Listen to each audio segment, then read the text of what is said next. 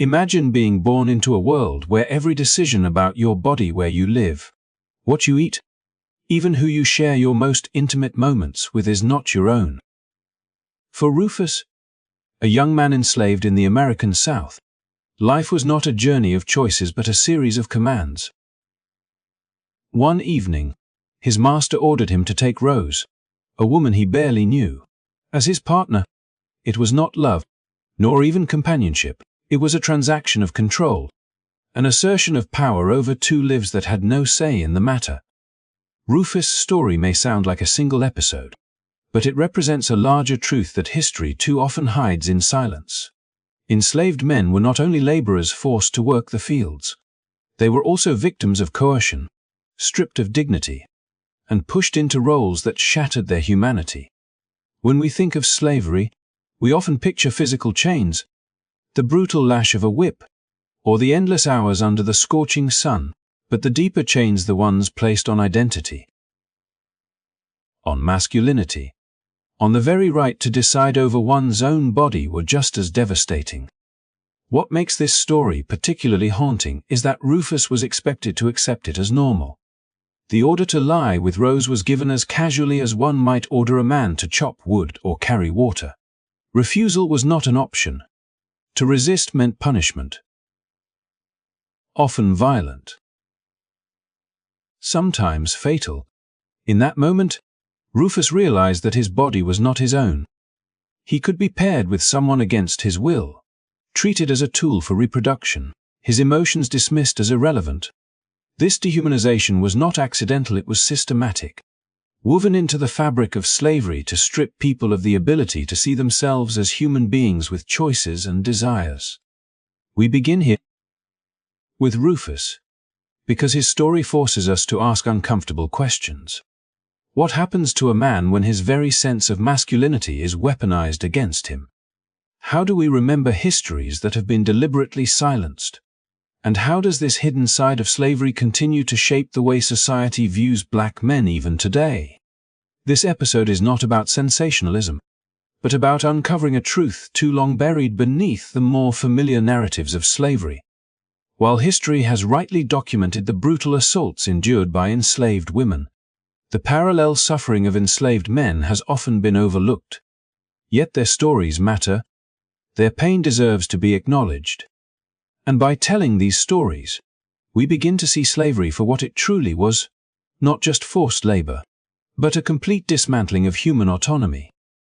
As we journey through this narrative, we invite you to reflect, to question, and to engage.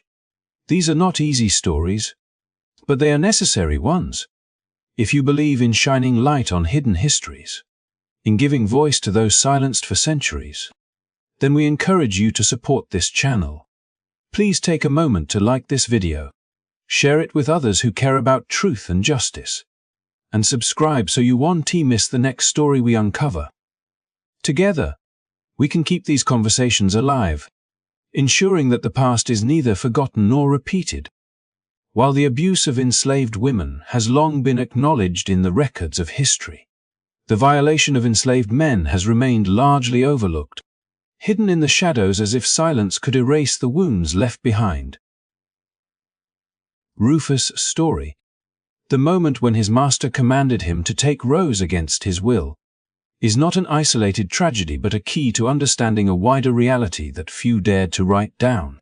The voices of enslaved women have survived in fragments of testimony, court documents, and abolitionist accounts that spoke of forced intimacy and exploitation.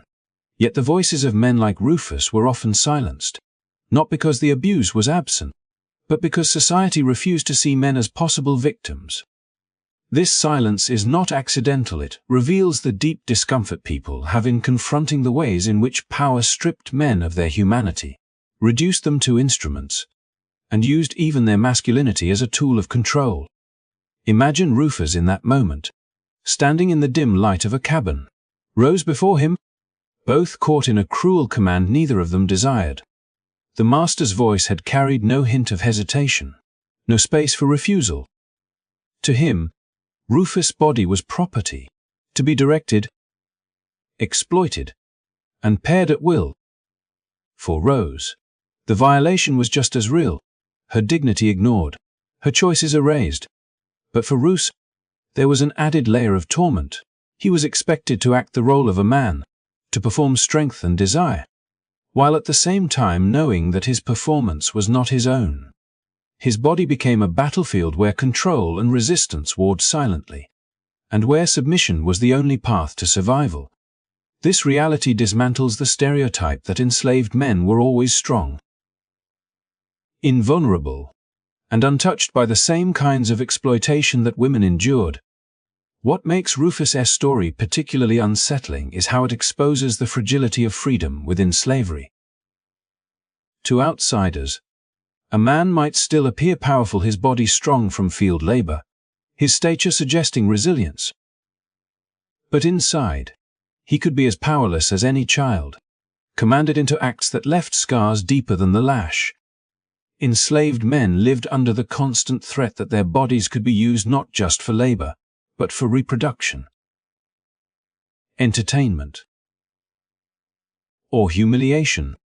The very notion of masculinity was twisted into something cruel, leaving men like Rufus unable to claim even the most intimate parts of their identity. This hidden history forces us to see slavery as more than a system of forced work. It was a complete erasure of autonomy. When Rufus obeyed that order, he was not acting as himself, but as an extension of his master's will. His emotions, his consent, his dignity, none of it mattered. The violation was not only physical but psychological, creating a wound that could not be easily seen yet shaped the way he understood himself forever. Enslaved men were expected to father children when commanded, or denied the right to father them at all when families were torn apart at the auction block. Their role as men, husbands, and fathers was systematically broken, leaving behind generations haunted by the absence of control over the most basic human bonds. And still, history rarely speaks their names. The reason lies partly in the shame imposed on them, a shame that was never theirs to bear. For centuries, society defined manhood in terms of dominance and control, leaving little space for acknowledging the suffering of men who were dominated and controlled themselves. To admit that men like Rufus were coerced into intimate acts would have challenged the very fabric of how masculinity was understood, so their pain was buried beneath silence, their experiences dismissed as unworthy of remembrance, their dignity denied twice, first in life, then again in the history books. Yet their silence does not mean their stories lack importance. On the contrary, they are essential to understanding the full scope of what slavery was. It was not only a system of economic exploitation, but also a system that invaded the private, intimate core of human existence. To enslave a man was not only to chain his hands and force him into the fields, but to claim authority over his very body, to decide when and how he would use it, even in matters most personal. This truth breaks apart the illusion that the violence of slavery can be measured solely by whips and chains. Its violence extended far deeper, reaching into the private spaces where men and women were forced into roles they never chose. When we listen closely to the silences of history, we begin to hear the echoes of men like Rufus. Their absence in the written record is itself a testimony to the enormity of their suffering. To tell their story is to confront the uncomfortable reality that slavery's cruelty was total, sparing no part of a person's life. It forces us to how society can heal when parts of the past remain unspoken, and how justice can be pursued when entire chapters of pain are left unread. By bringing Rufus' story to light, we do more than honor his memory. We reclaim a history that belongs not only to the oppressed but to all of us. For it teaches us the cost of silence and the urgency of truth. The overlooked violations of enslaved men remind us that freedom is not only about the absence of chains but about the presence of choice, dignity, and the right to control one's own body. Without those, no man, woman, or child can be truly free. And so, as we continue this story, we must carry with us the knowledge that Rufus was not alone. He stands as a symbol of countless others whose pain was never written down but whose lives matter.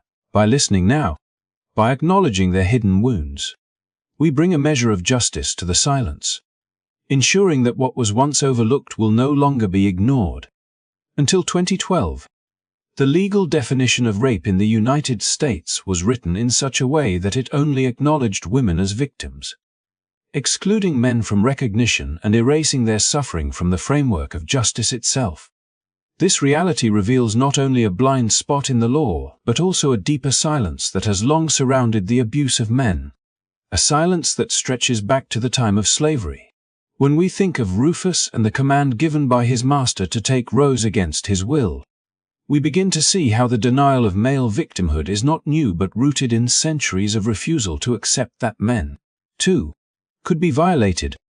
The pain of enslaved men was unrecorded not because it did not exist but because society had no language to describe it, no willingness to admit it, and no systems to acknowledge or repair the harm.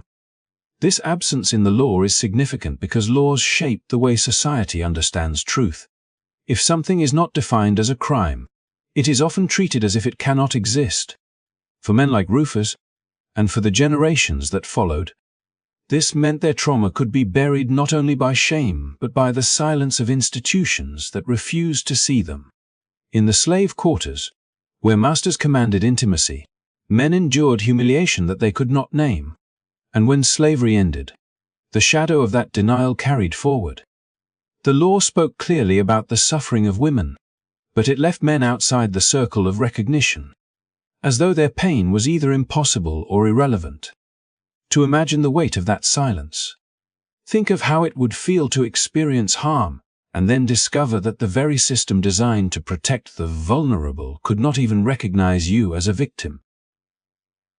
For centuries, enslaved men were reduced to their labor, their strength, and their forced roles as fathers, yet stripped of the dignity that comes with being seen as fully human. The denial of their victimhood reinforced stereotypes that portrayed them as hypersexual, dangerous, or immune to the vulnerabilities that others experienced. When the law excluded them, it echoed the same logic of slavery, the idea that male bodies were instruments of use, not vessels of humanity capable of being hurt. The fact that change did not come until 2012 is telling. It shows how long these stereotypes endured, not only in cultural memory but in the very foundations of American justice. For more than a century after emancipation, men who endured violation were left without the protection of law, their experiences minimized or denied. This exclusion mirrored the silence that shrouded Rufus' reality. Where his story could only be hinted at in the margins of history, it is not simply a matter of oversight, but of a cultural unwillingness to accept that men could be victims of a crime that so deeply challenged ideas of masculinity. The legacy of this silence is heavy. Just as enslaved men were coerced into roles that stripped them of choice, men in later generations faced barriers to speaking out about their suffering, knowing that society would not believe them or, worse, would mock them for admitting vulnerability. To recognize this is not to diminish the suffering of women, but to expand our understanding of how power operates, how it can strip away dignity from anyone, regardless of gender. The story of Rufus becomes a bridge between the past and the present, showing us that silence, whether in history or in law, has always been a tool of oppression. By linking the overlooked abuse of enslaved men with the belated recognition of male victims in modern law, we see how history continues to shape the present. The refusal to name their pain meant that generation after generation grew up with an incomplete narrative of what violence looked like. In schools, in courts, in the pages of history books, men were expected to embody strength, never weakness, and certainly never victorhood. This cultural script left little room for truth, pushing countless stories into the shadows. And yet, the truth has always been there, waiting for a voice to carry it into light.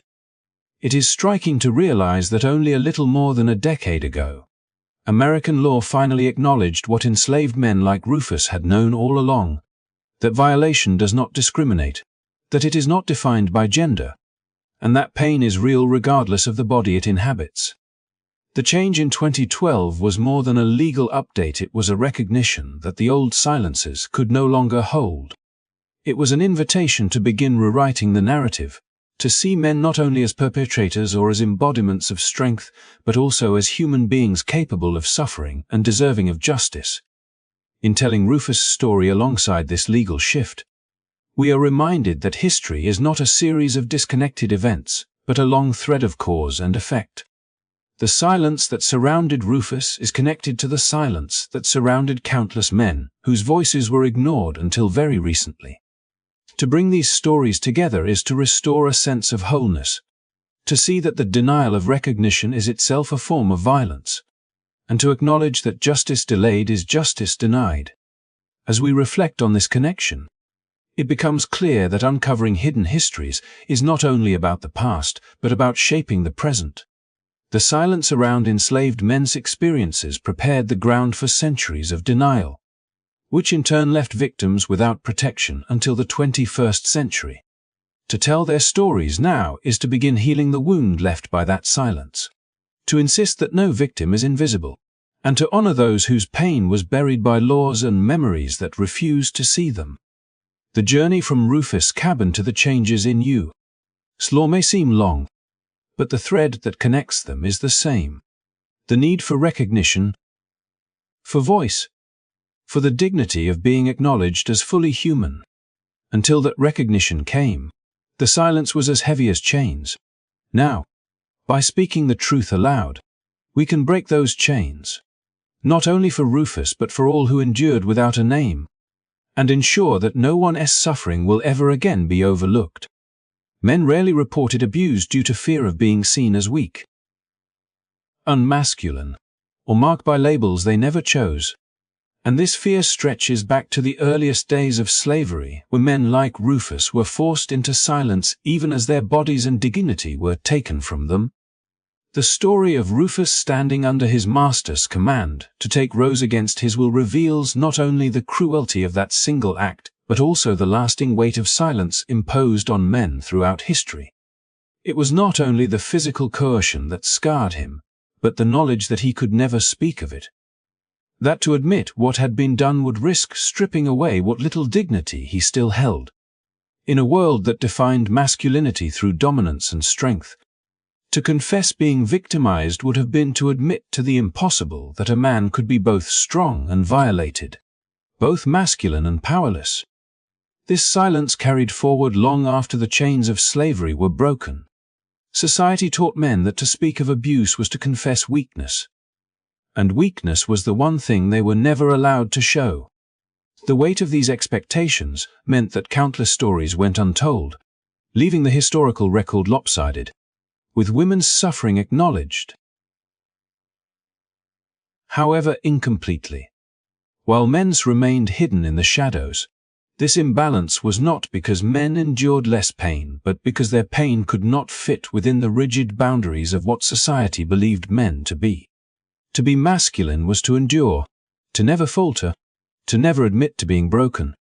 To admit to abuse was to risk being cast out, not only as weak but as something other than a man. The fear of being labeled haunted generations. In communities shaped by both the legacy of slavery and the harsh codes of manhood, men learned to bury their stories, to keep their silence as a shield against ridicule or rejection. The very structures that promised justice reinforced this silence, as the law itself until 2012 did not recognize men as victims of sexual violation. Imagine carrying a wound so deep yet knowing that even if you spoke, the law would not listen. This was not just a private pain but a societal erasure, a message that their suffering was unspeakable, that their humanity was conditional and fragile. Rufus' story is one thread in this tapestry of silence. He was forced into a role he never chose, and yet he could never speak of the violation, because the culture around him offered no words of compassion, only words of mockery. To confess would have risked being seen as less than a man, or as something that society feared and stigmatized. His silence became his only option, but in that silence, the weight of trauma settled heavily. shaping how he saw himself and how he moved through a world that denied him recognition. In this way, his story connects directly to the silence carried by men for generations after him, long past the end of slavery, when cultural expectations continued to lock them in cages invisible but no less real than iron bars. Even in modern times, when society claims progress, the echoes of that silence remain. For decades, the cultural script demanded that men project invulnerability, that they meet harm with stoicism and deny the very possibility of being victimized. When men remained silent, it was not because their experiences lacked truth, but because they feared the consequences of revealing it. The judgment of being seen as unmasculine carried real costs, cutting men off from communities, relationships, and even from themselves. The fear of being marked as weak or associated with identities society treated with prejudice silenced not only their voices but entire histories. It is no coincidence that this silence endured alongside the legal erasure of male victimhood. Until the law recognized their suffering, men had no framework to place their stories within. And so, the silence of Rufus' cabin echoed across centuries into courtrooms, police stations, and living rooms where men chose silence rather than risk disbelief or ridicule. The cost of speaking was too high, and so silence became the safer choice, even if it meant carrying wounds alone. This silence did not erase the trauma. It deepened it, transforming private pain into a generational legacy of unacknowledged suffering. The connection between past and present is undeniable.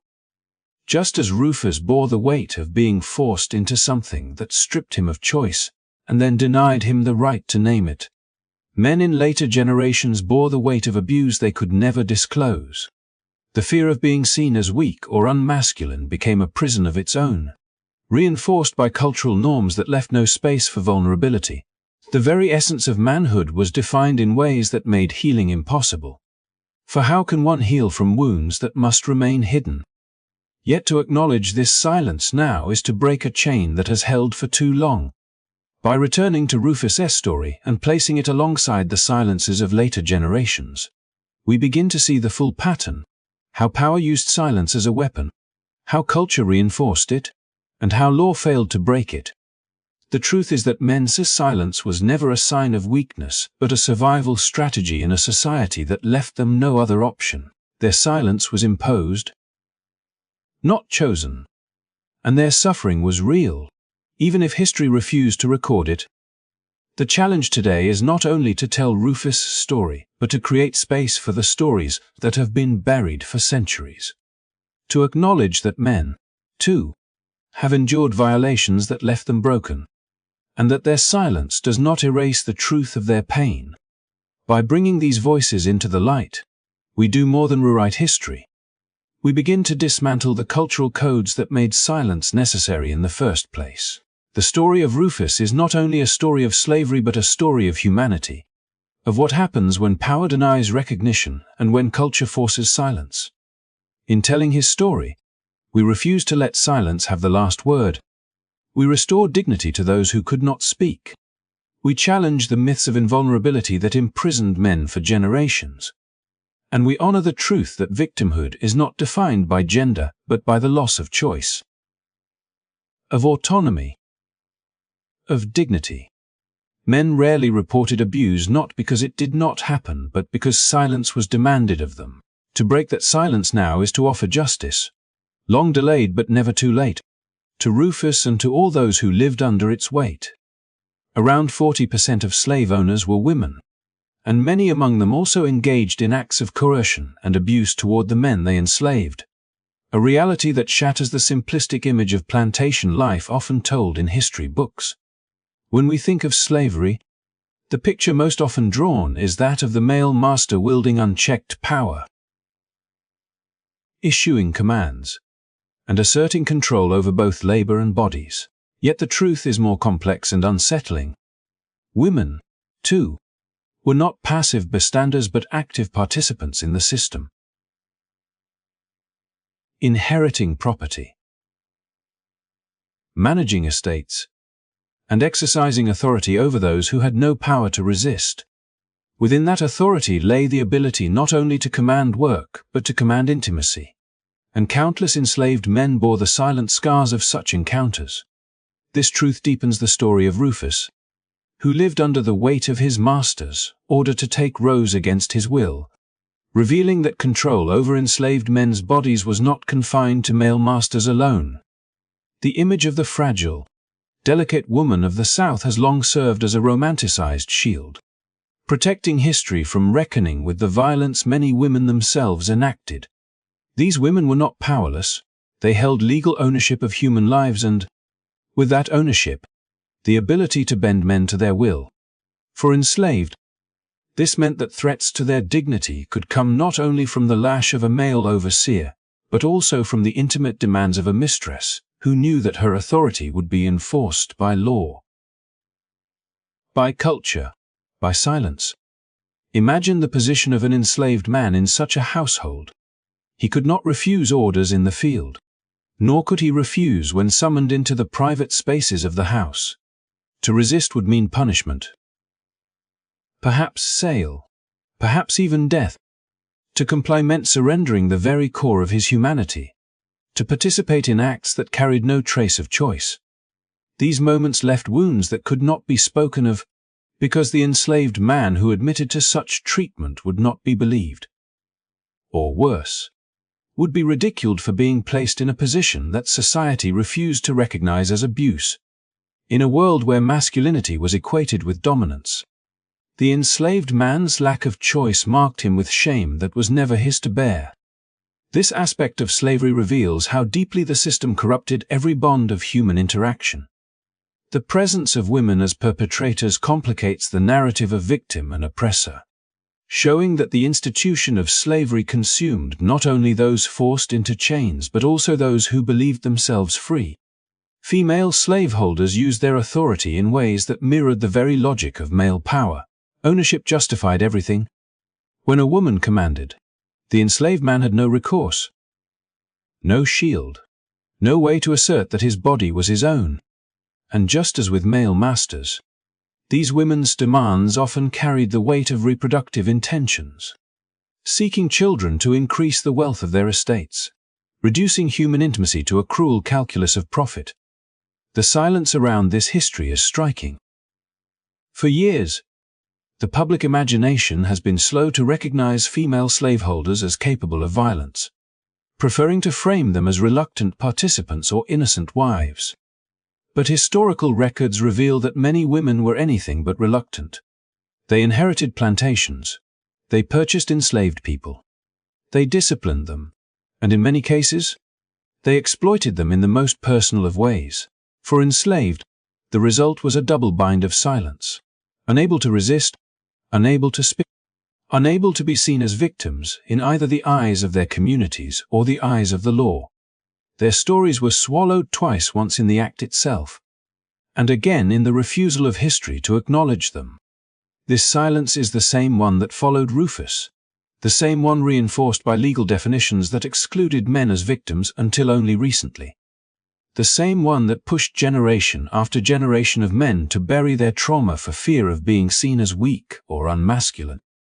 The recognition that women, too, wielded this kind of power exposes how pervasive the denial of male suffering has been. To admit that men could be victims at the hands of women was to challenge deeply rooted beliefs about gender, power, and vulnerability, beliefs that society clung to even as it ignored the human cost. It is here that we see the cruel genius of slavery. Its violence was total, sparing one, leaving no aspect of life untouched. For men like Rufus, survival meant silence, and silence meant invisibility. Their pain was hidden not because it was insignificant, but because it threatened the carefully constructed ideas of who could be strong, who could be weak, and who could be harmed. Women's participation in this system forces us to confront the fact that power corrupts regardless of gender, and that exploitation can come from any hand when society gives one person ownership over another. Acknowledging this part of history does not rewrite the suffering of women under patriarchy, nor does it diminish the abuse they themselves endured within a male-dominated world.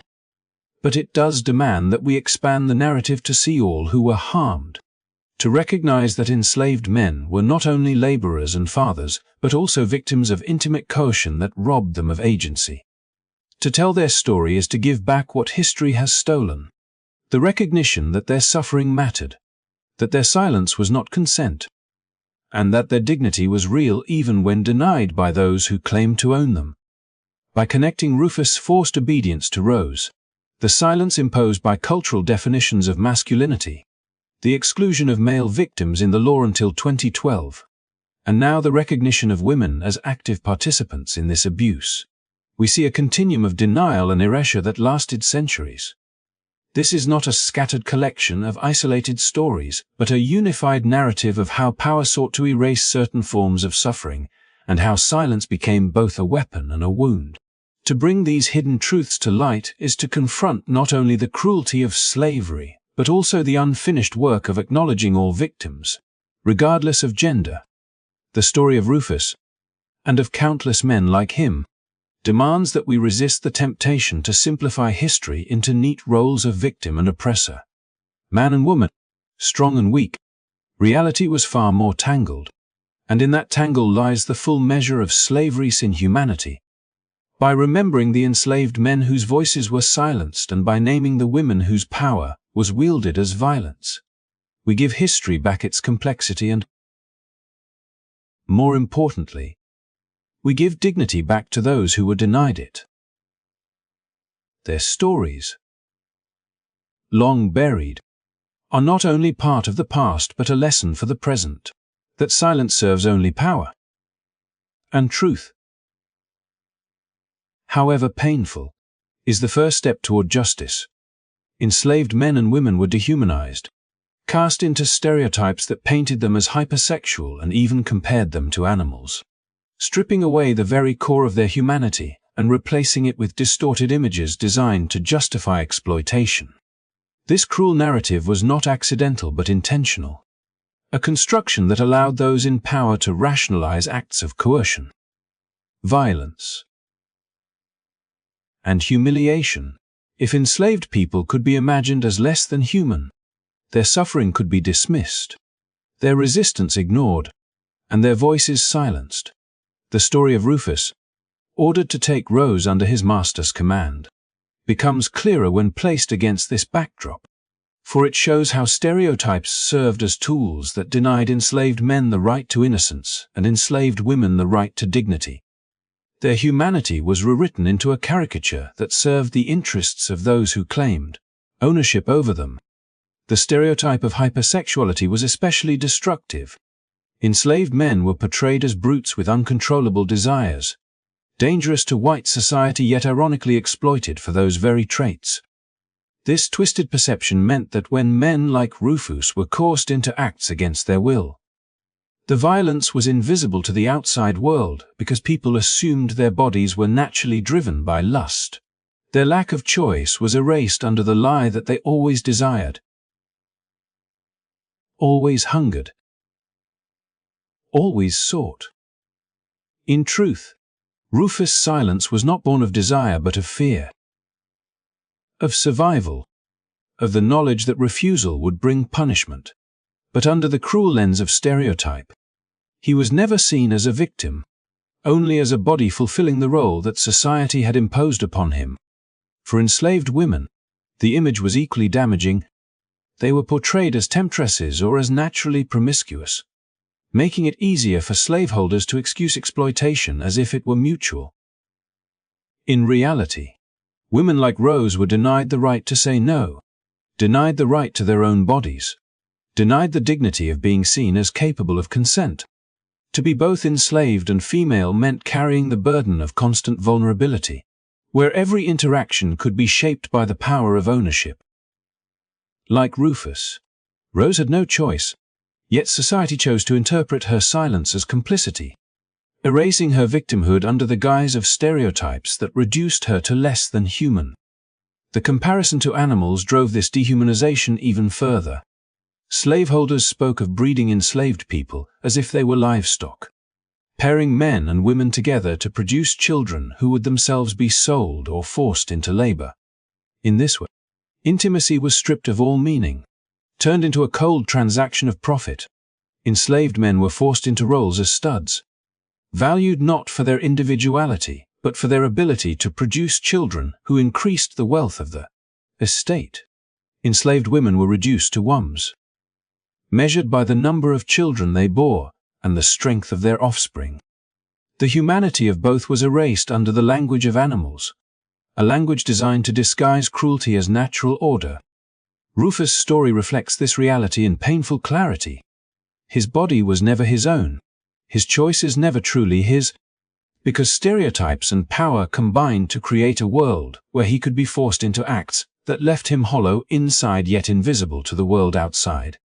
Rose, too, bore the weight of this dehumanization, knowing that her body was never seen as hers alone, but as property to be commanded. Together, their silence speaks volumes about how stereotypes shaped the lived experiences of enslaved people, how lies about their supposed nature became weapons that cut as deeply as whips and chains.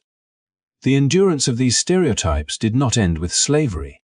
They carried forward into law, culture, and society, shaping how black men and women were viewed for generations.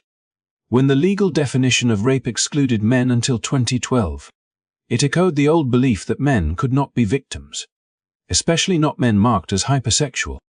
When men feared reporting abuse for fear of being labeled weak or unmasculine, they were trapped by the same stereotypes that had silenced Rufus centuries before. When women's voices were dismissed or their suffering minimized, it reflected the old lie that they were naturally promiscuous, undeserving of recognition as victims. The comparison to animals also left scars that persisted long after emancipation. It justified segregation, violence, and systemic inequality, painting black people as other, as dangerous, as bodies to be controlled rather than voices to be heard. The stereotypes rooted in slavery continued to haunt their descendants, feeding into myths about crime, sexuality, an identity that shaped policies and prejudices well into modern times. What began as a way to justify ownership became a legacy of distortion that shaped society's view of an entire people. By linking these threads together, the silence of Rufus, the coercion of Rose, the stereotypes of hypersexuality, the denial of victimhood in law, the fear of reporting abuse, we see how slavery's violence was not only physical but ideological. It reshaped how people were seen, how they saw themselves, and how their stories were remembered or erased. The cruelty of stereotypes was that they denied individuality. Rufus was not allowed to be Rufus. He was forced into the mold of brute strength and uncontrolled desire. Rose was not allowed to be Rose. She was cast as either temptress or breeder, never as a human being with choice and dignity. To tell their story now is to resist those stereotypes, to restore the humanity that was denied them, and to insist that their suffering be recognized for what it truly was. Not natural, not inevitable, but deliberate acts of dehumanization designed to sustain a system built on exploitation. Their silence is broken when we name the lies for what they are, when we recognize that enslaved men and women were not defined by the labels placed upon them, but by their resilience, their humanity, and their unspoken dignity. The story of Rufus and Rose is therefore not just a story of individuals but of an entire system that sought to erase humanity itself. By understanding how stereotypes shaped their lives, we begin to see the full weight of slavery's cruelty and the long shadows it cast. And in that understanding lies the beginning of justice. For when the truth is spoken, silence loses its power, and humanity denied for so long can finally be restored. Cases like Martha Gibbs and Madame Lowry illustrate with haunting clarity that cruelty and exploitation within the institution of slavery were not confined to men alone, but could be carried out with equal severity by women who wielded authority.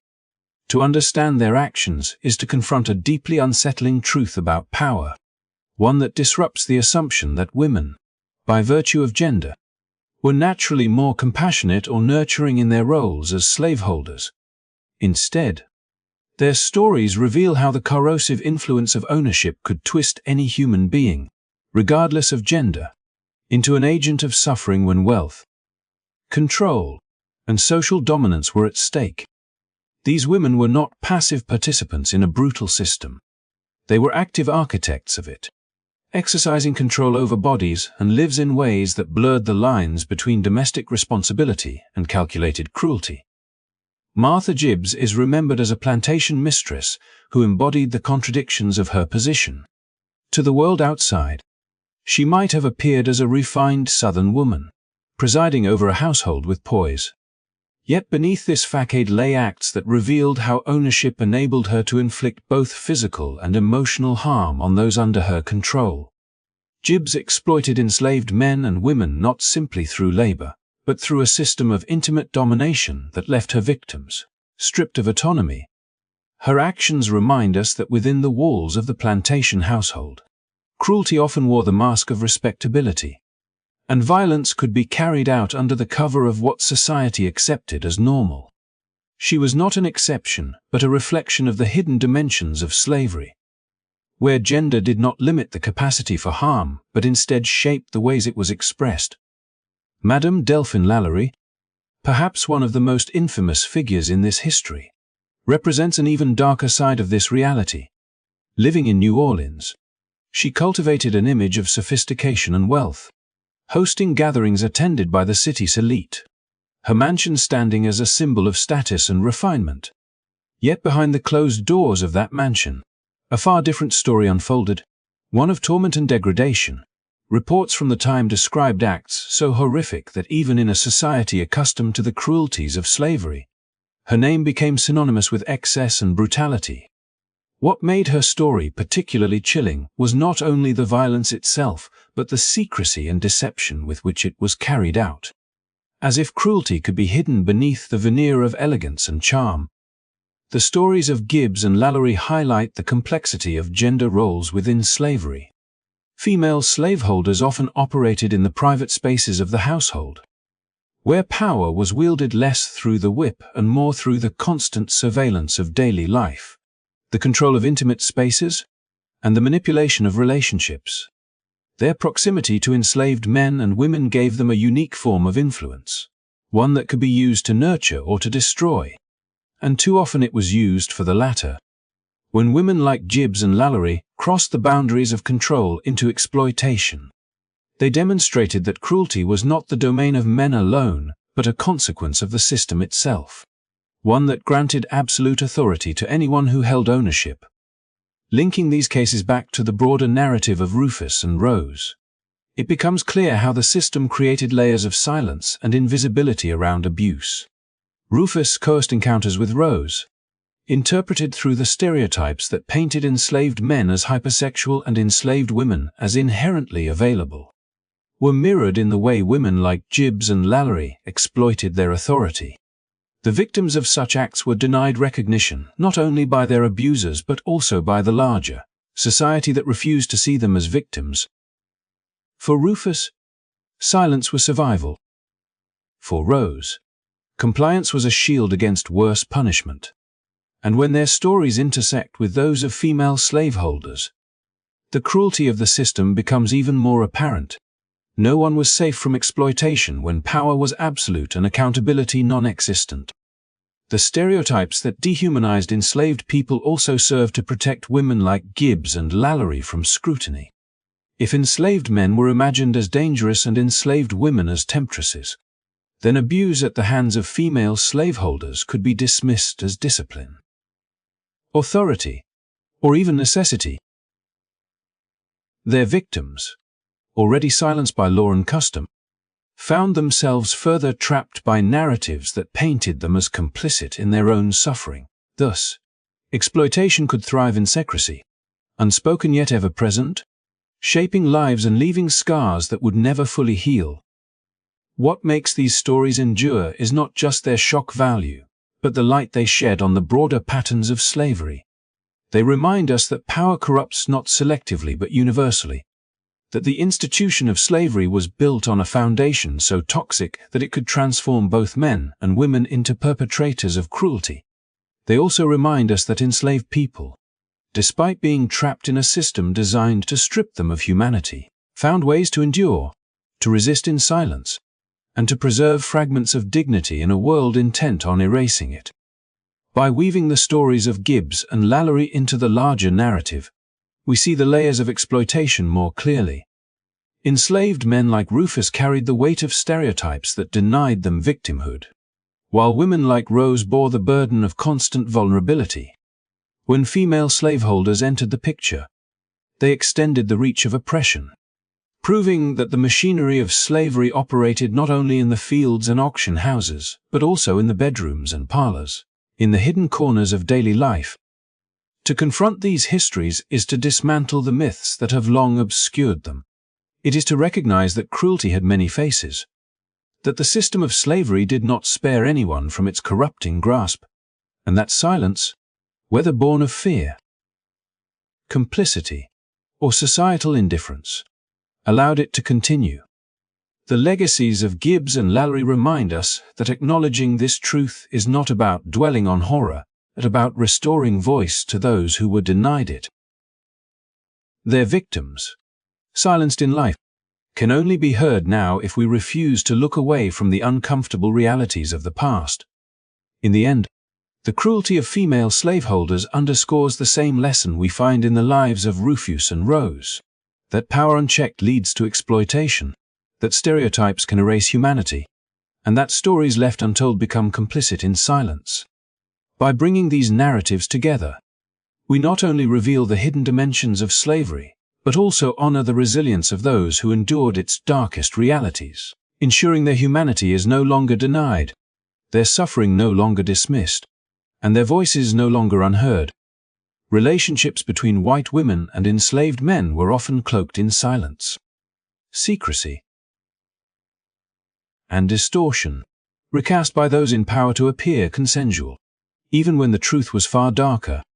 Within the oppressive framework of slavery, where ownership meant absolute authority, any bond that seemed to cross the lines of race and status was rarely what it appeared to be. For an enslaved man, there could be no true choice when refusal meant punishment, humiliation, or death.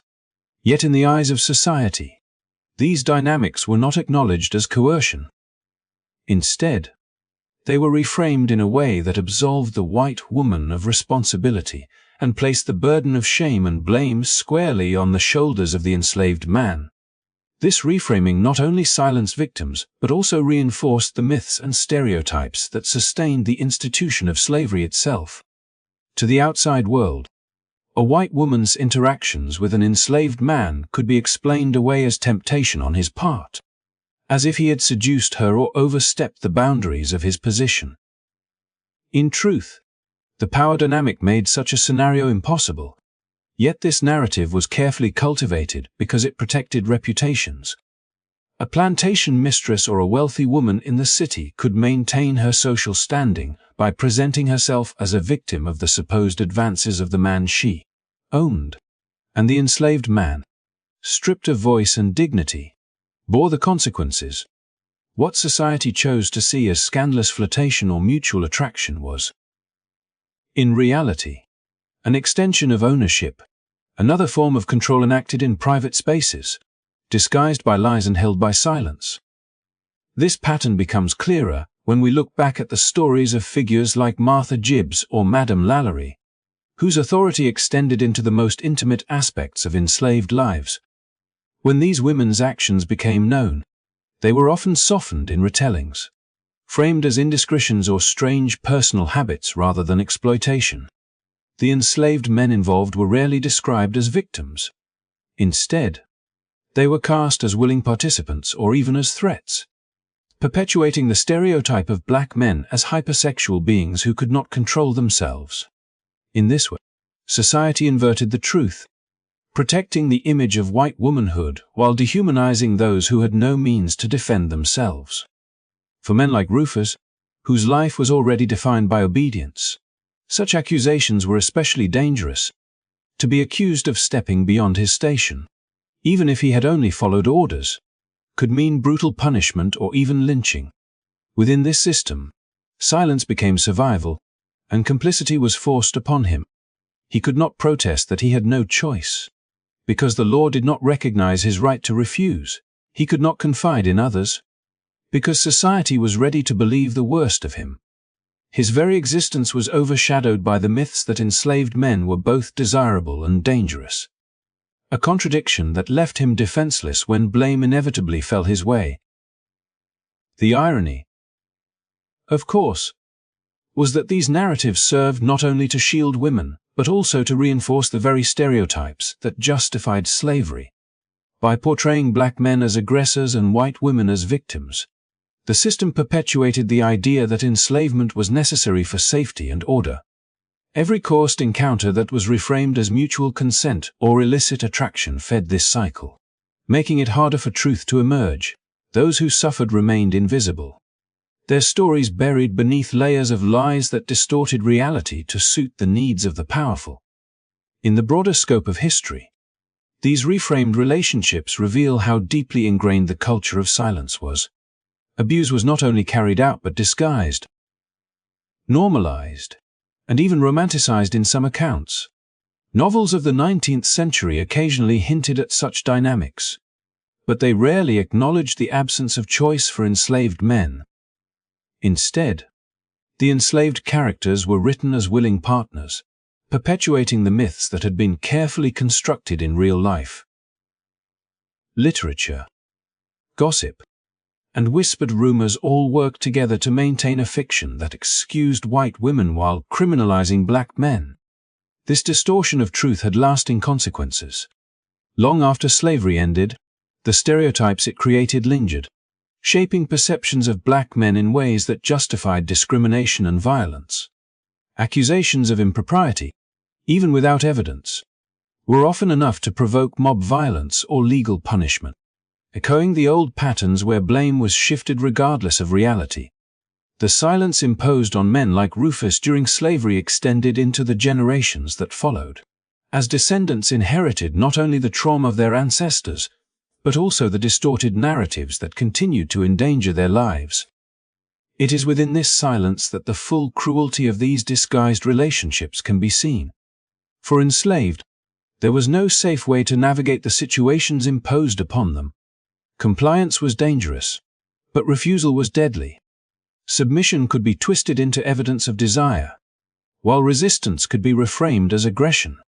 The system was designed so that no matter what choice a man made, he would remain trapped, both physically and in the stories told about him. The power imbalance was so complete that even his truth could be rewritten by others, leaving him without a voice in his own life. By revisiting these histories, by placing Rufus's story alongside the accounts of women like Gibbs and Lallery, we begin to see how exploitation thrived not only through violence but through lies. The reframing of relationships as consensual was not simply a misinterpretation. It was a deliberate act of erasure that protected those in power while deepening the wounds of the oppressed. The silence of history has long hidden these realities, but when we speak them aloud, we begin to restore the humanity of those who were denied it. The legacy of these disguised relationships is more than a historical footnote. It is a reminder of how power can manipulate narratives, turning victims into culprits and shielding perpetrators from accountability. It forces us to question how many other truths remain buried beneath convenient distortions, and how often society has chosen to protect reputations rather than confront reality. To tell these stories now is not only to honor the men who suffered in silence, but also to dismantle the myths that have persisted for generations, ensuring that the blame is no longer misplaced and that the truth, however uncomfortable, is finally acknowledged. White women, though often constrained by the structures of patriarchy, discovered avenues of influence within the institution of slavery that allowed them to assert control in ways both subtle and brutal. And one of the most unsettling of these avenues was sexual exploitation. Within a society that limited their access to political authority and economic independence, white women found that the ownership of enslaved people gave them a measure of dominance otherwise denied to them. In households where their husbands or fathers held the official reins of power, women exercised their own authority in the intimate spaces of the home. where their word carried immediate weight over those whose lives were bound by bondage. In this domain, power became deeply personal, and it was often enacted through relationships that were cloaked in silence, reframed as consensual, and justified by stereotypes that erased the humanity of the enslaved. These dynamics can be seen most vividly in the stories of women like Martha Gibbs and Madame Lalaurie, whose cruelty demonstrated how power, when unchecked, can manifest regardless of gender. Gibbs controlled her household with a sharp and calculating authority, using her influence to dictate not only the labor of the enslaved but also the intimate aspects of their lives. Lalaurie, whose reputation for refinement masked acts of calculated torment, illustrates how wealth and social standing enabled women to inflict suffering while avoiding accountability.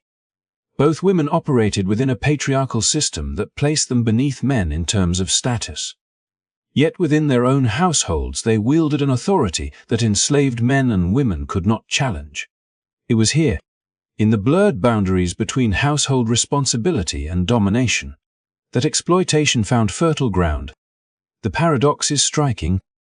White women were themselves subject to a culture that diminished their agency, viewing them as dependent upon men for protection and legitimacy. Yet this very marginalization may have sharpened their desire to assert control where they could. The ownership of human beings became one of the few avenues through which they could experience power directly, and many did so without hesitation. Sexual exploitation was not always the overt violence that characterized the actions of men, but it could be no less corrosive. Relationships that seemed tender or domestic on the surface were often enforced through the threat of punishment, the weight of stereotypes, and the impossibility of refusal. For an enslaved man, to resist the advances of his mistress was to risk violence or death. To comply was to carry the burden of blame, as society insisted on seeing him not as a victim but as an aggressor. This reframing of reality was central to the way white women maintained their dominance. Patriarchy had already cast them as fragile and virtuous, so when relationships with enslaved men came to light, they could deflect suspicion by portraying themselves as unwilling participants or victims of seduction. In truth, the imbalance of power made any suggestion of consent impossible, but the cultural narratives of the time placed the weight of responsibility on the enslaved man. He was imagined as dangerously hypersexual, incapable of restraint, and therefore always at fault. This distortion protected white women from scandal while deepening the stigma against black men, creating a cycle where exploitation could continue unchallenged. The silence that surrounded these dynamics is telling. Enslaved men rarely spoke of such experiences, not only because refusal to remain silent could mean violent retribution, but also because to admit victimhood in this way challenged societal notions of masculinity. In a world where strength was valued and vulnerability scorned, to acknowledge caution was to risk being seen as weak or unmanly. This silence, enforced both by fear and by cultural stigma, allowed white women to continue their exploitation in secrecy, secure in the knowledge that their victims had no means to seek justice or even sympathy. The few stories that survive, whether through whispers of oral history or scattered accounts in the archives, remind us that this silence was not absence but erasure. By weaving these threads together, we see how the exploitation carried out by white women was both a product of and a response to patriarchy. Denied the avenues of public power, they exerted authority in the private sphere, transforming the household into a stage where dominance could be enacted in ways both visible and hidden. The very system that diminished them also gave them the means to dominate others, creating a paradox in which they were both oppressed and oppressors. This complexity does not excuse their actions, but it reveals the layered nature of power within slavery, where gender, race, and status intersected to create a web of exploitation that ensnared everyone within it.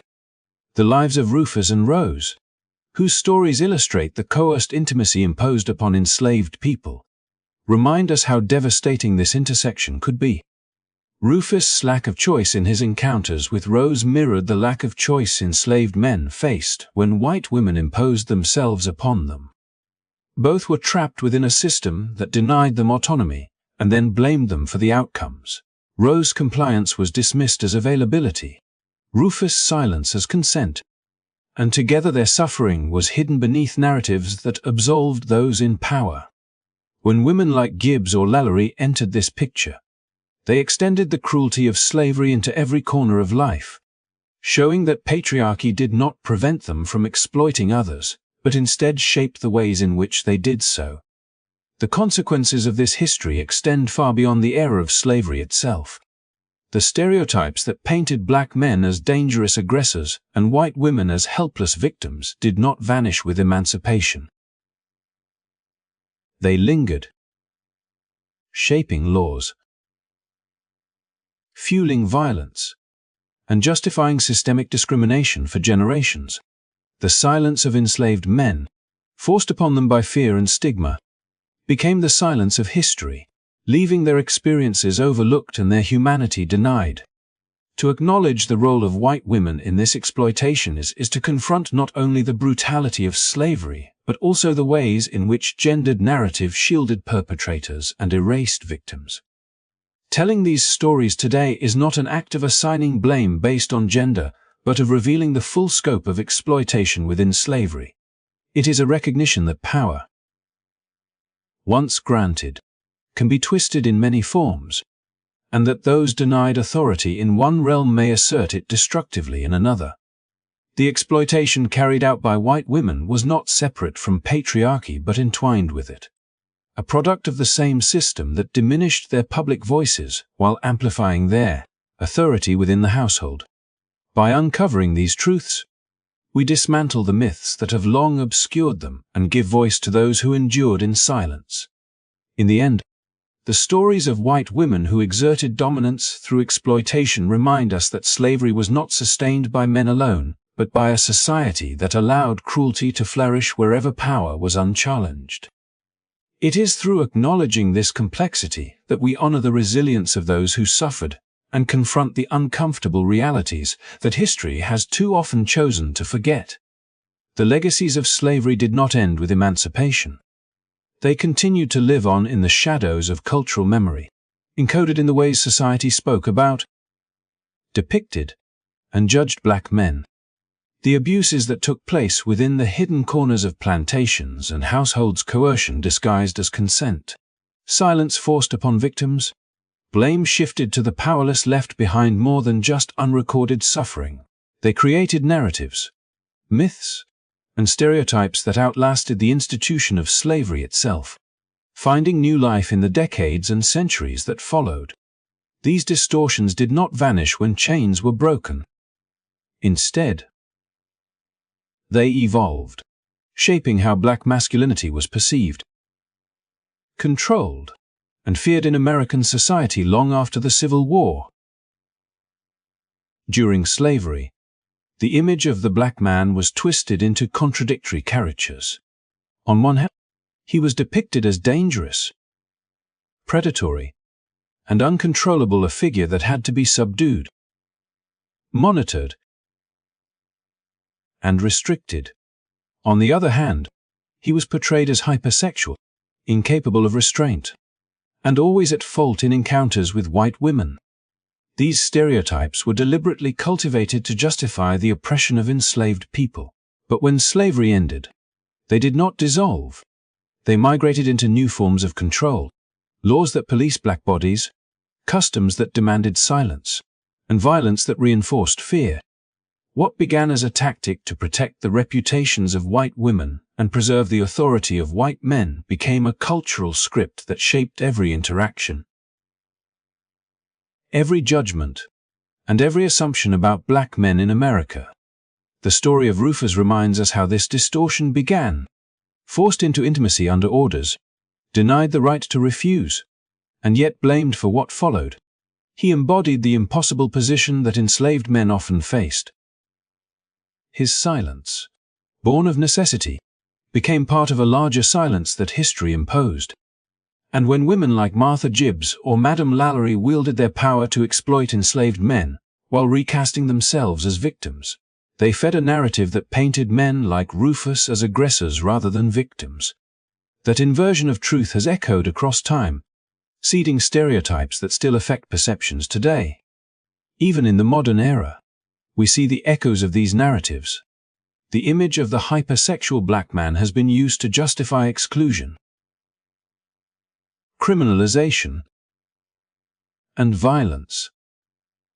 Accusations, often baseless, have historically been enough to trigger mob justice, as seen in countless lynchings of the late 19th and early 20th centuries.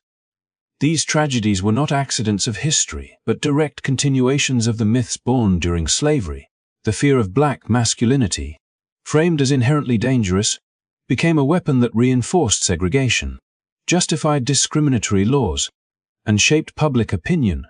In popular culture, too, the trope persisted, narrowing the roles available to black men and defining their identities through the distorted lens of stereotypes. When we look at how these legacies endure, we are reminded that history is not confined to the past but lives on in the present. The silence of enslaved men, imposed by fear and stigma, transformed into the silencing of their stories in textbooks, archives, and public memory. Their experiences of coercion and exploitation were rarely documented, and when they were often reframed to preserve the dignity of the powerful. To tell their stories now is to break that silence, to give voice to those who had none, and to confront the myths that have done so much harm. The challenge for us today is not only to remember these hidden histories, but to recognize their impact on the world we live in. When harmful stereotypes about black men are invoked, whether subtly in conversation or overtly in media and politics, they carry with them the weight of centuries of distortion. To dismantle them requires more than acknowledgement. It requires a commitment to truth, to empathy, and to telling the stories that history tried to bury. By revisiting the experiences of Rufus, Rose, and others whose lives reveal the hidden dimensions of slavery, we open a space for healing and for justice, ensuring that the humanity denied to them is restored in memory, even if it could not be in life. This story has not been easy to tell. It forces us to confront uncomfortable realities, to question long-held assumptions, and to acknowledge the ways in which silence can be complicit. Yet it is precisely in facing these truths that we find the possibility of change. The abuses of the past shaped stereotypes that still linger, but by naming them, by understanding their origins, we begin to strip them of their power. In doing, we honor the resilience of those who endured and ensure that their suffering was not in vain. Thank you for joining us on this journey into a history often left unspoken. If this story has moved you, if it has challenged you, or if it has opened new questions in your mind, we invite you to continue this conversation with us. Please take a moment to like this video, share it with others who value truth and history, and subscribe to the channel so you can stay connected as we uncover more hidden chapters from the past. Your support helps us bring light to the stories that matter, the ones that deserve to be heard, no matter how long they have been silenced. And now, as we close this chapter together, I wish you peace.